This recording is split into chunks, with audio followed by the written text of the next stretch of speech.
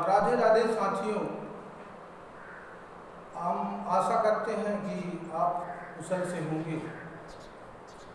आज हम संस्कृत व्याकरण संधि प्रकरण भाग 1 का समुचित अध्ययन करेंगे, जिसके अंतर्गत विभिन्न प्रकार की संधियों का अध्ययन कराया जाएगा। संधि दो शब्दों से मिलकर बनी है, सम धन धी। सम धन धी, जिसका अर्थ है, शाब्दिक अर्थ है जोड़। संधि की परिभाषा है वर्णद्वय सम्मेलनेन यत् स्वाभाविक परिवर्तनम भवति तदेव संधि। यानी अर्थात दो वर्णों के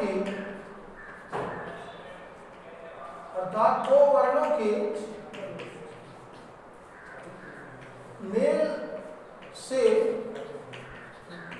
जो परिवर्तन होता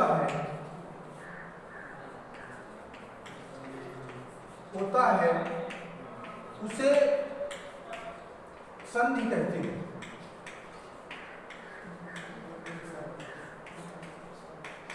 संधि कहते हैं। संधि की मुख्यतः 3 भेद हैं। संधि संधेः भेदत्रयम् अस्ति। 3 भेद। जैसा कि अभी हमने बताया कि वर्णद्वय सम्मेलनेन यत् स्वाभाविक परिवर्तनम भवति तदेव संधि, वही संधि। यथा स्वागतम ले रहे, स्वागतम, सुधन आगतम, सुधन आगतम, स्वागतम। यहां उ और आ मिलकर हुआ बना रहा है। दूसरा उदाहरण है सुरेशा।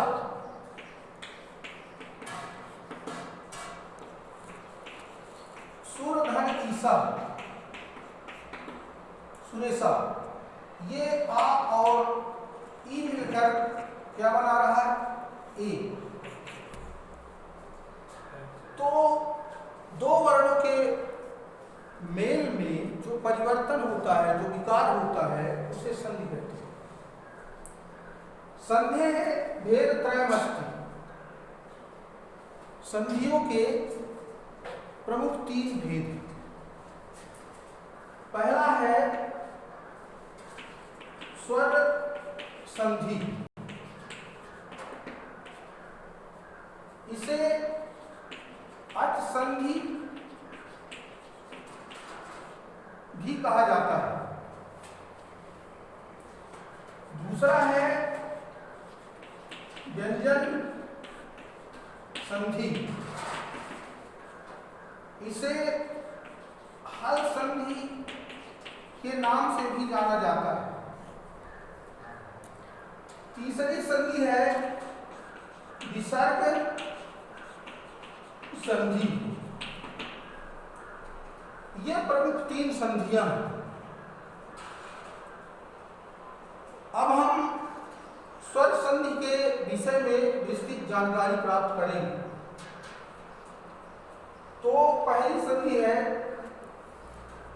स्वर संधि या अच संधि।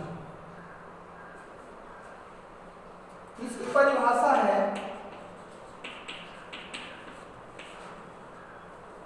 स्वर द्वय से 2 स्वरों के सम्मेलनेन यत् स्वाभाविक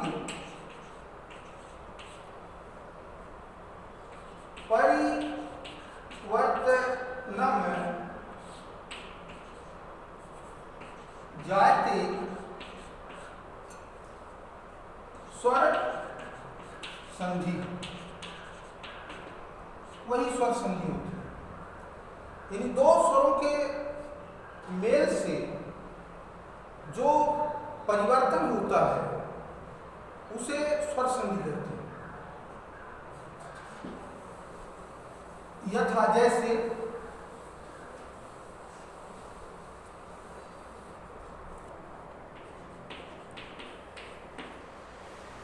जैसे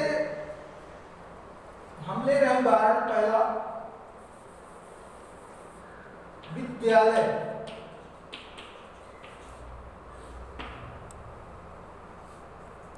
विद्याधन आलय, विद्याधन आलय, विद्यालय। इसमें विशेष रूप से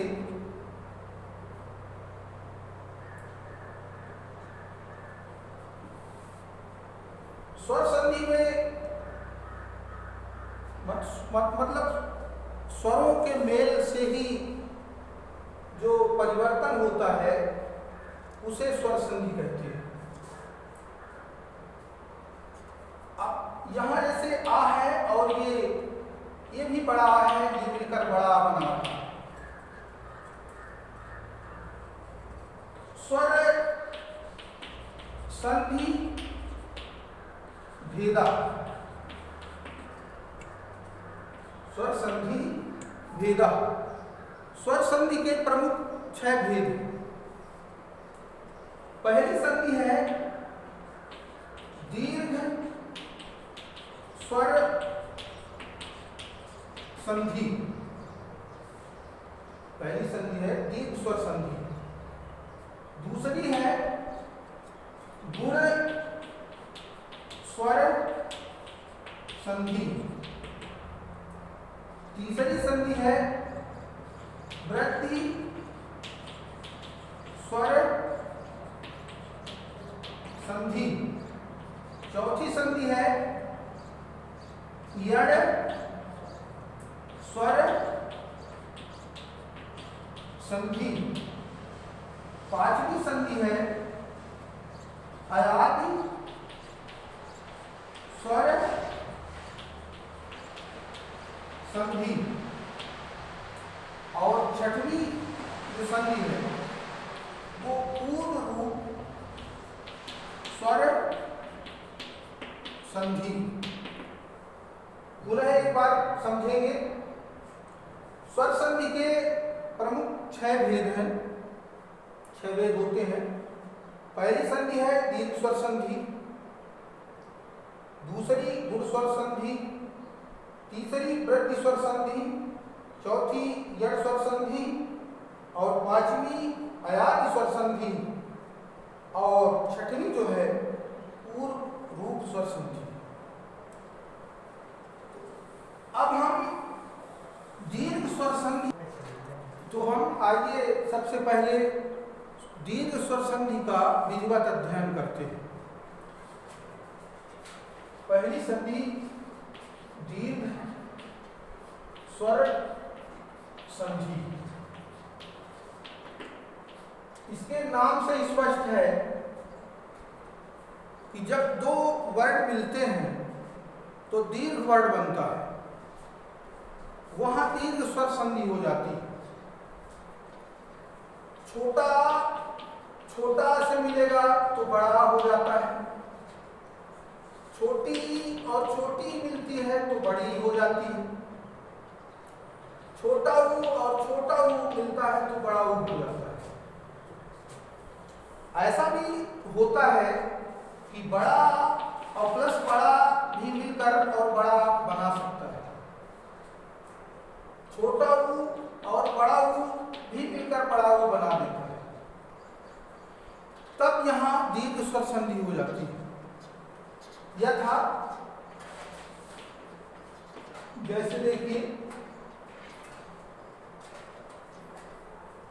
पुस्तकालय, पहला उदाहरण है पुस्तकालय। इसका संधि विच्छेद होगा पुस्तक अधन आलय, पुस्तकालय।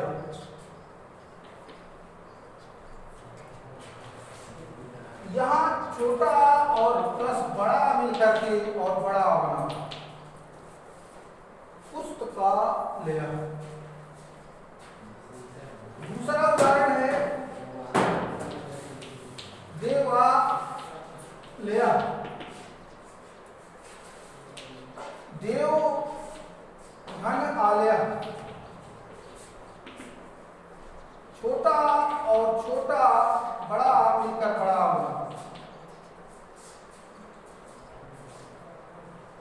अगला उदाहरण है गिरीशा।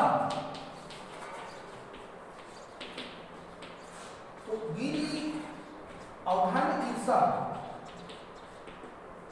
गिरीशा ये छोटी है और ये बड़ी है, मिलकर बड़ी बना।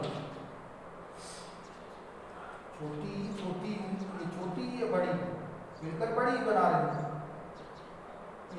बड़ा कारण बन रहा है, इसलिए दीर्घ स्वर संधि। और अगला उदाहरण है भानुदया। भानु और धन उदया, भानुदया यानी सूर्य का उदय। ये छोटा ऊ और ये छोटा ऊ मिलकर बड़ा ऊ बना रहा, भानुदया।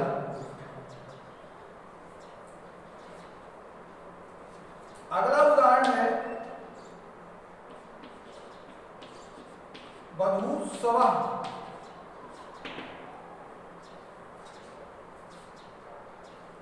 तो वधू अधन उत्सव,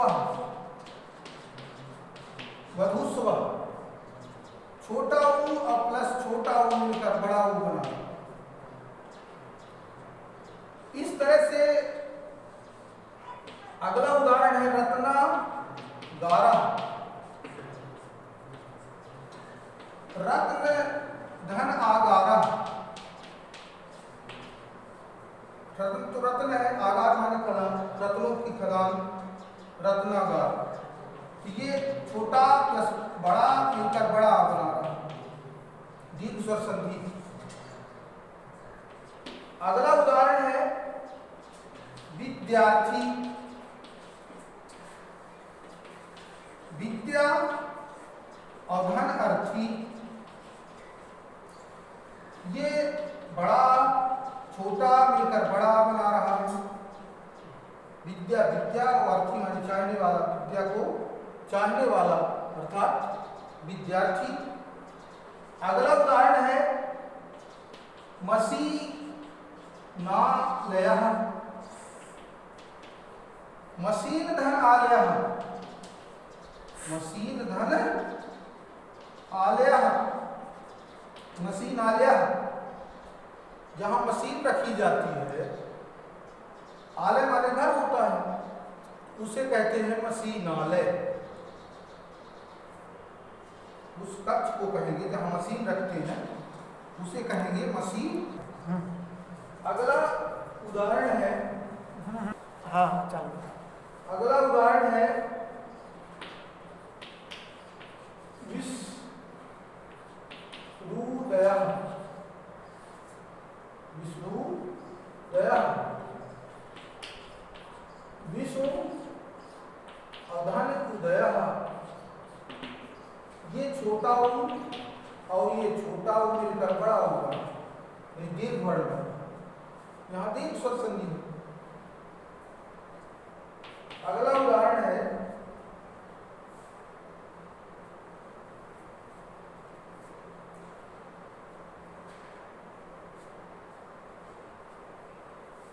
मुनीन्द्रा। मुनीन्द्रा, मुनि धन इंद्रा,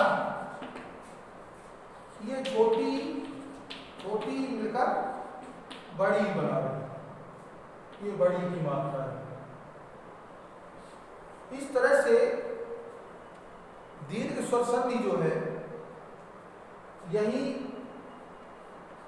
समाप्त करते हैं हम। अगली संधि जो है स्वर संधि, वो गुण स्वर संधि है।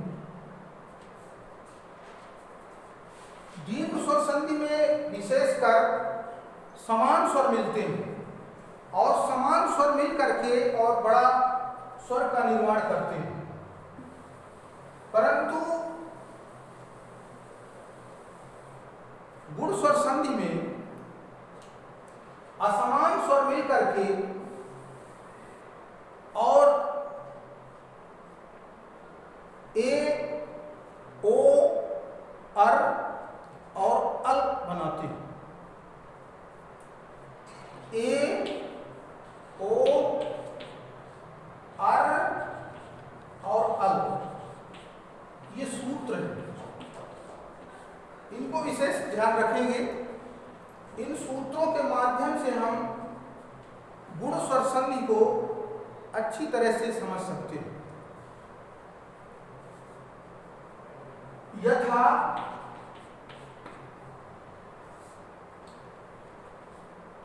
गणेशा, पहला उदाहरण है गणेशा। गण धन ईसा, गणेशा, ये आ और ई मिलकर ए बना रहे हैं। आ प्लस ई इक्वल टू ए, यानी आ और ई मिलकर ए बना रहे हैं। ठीक है, इसलिए यहां गुण स्वर संधि है। दूसरा उदाहरण है रमेशा। रमा और धन ईसा, ये बड़ा और ये बड़ी मिलकर ए बना रहे हैं। इसी तरह अगला उदाहरण है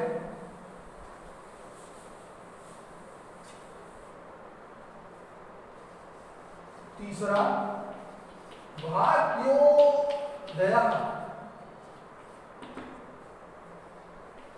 भाग्य और धन उदय, देखें ये आ और ये ऊ मिलकर के क्या बना रहा है, ओ बना रहा है। आ प्लस ऊ इक्वल टू क्या हो गया, ओ हो गया। इसी तरह अन्य उदाहरण है पुष्पेंद्र। पुष्पेंद्र, पुष्प और धन इंद्र, तो ये आ और ई मिलकर के और ए बना रहा है, इसलिए यहां भी गुण स्वर संधि ही है। अगला उदाहरण हम ले रहे हैं ज्ञानोदय। ज्ञान और धन उदय, ज्ञानोदय, तो ये आ और ऊ मिलकर के और ओ बना रहा है। तो इस तरह से ये उदाहरण हुए। आगे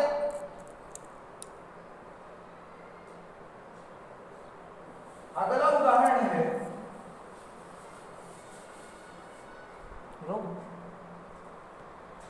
तो इस तरह से अगला उदाहरण है अर। अर कैसे होता है, अब राजर्षि, राजधन ऋषि,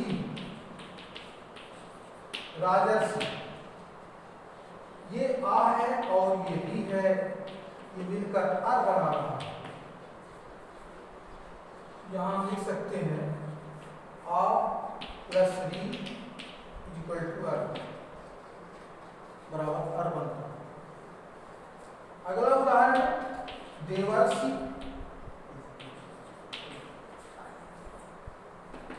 देवधन ऋषि, देवधन ऋषि, देवर्षि, आ और री मिलकर यहां भी अर बन रहा है। आठवां उदाहरण है सप्तर्षि। सप्तधन ऋषि बराबर सप्तर्षि। तो ये आ और ये री मिलकर ये भी अर्थ बन रहा है। 9वां उदाहरण है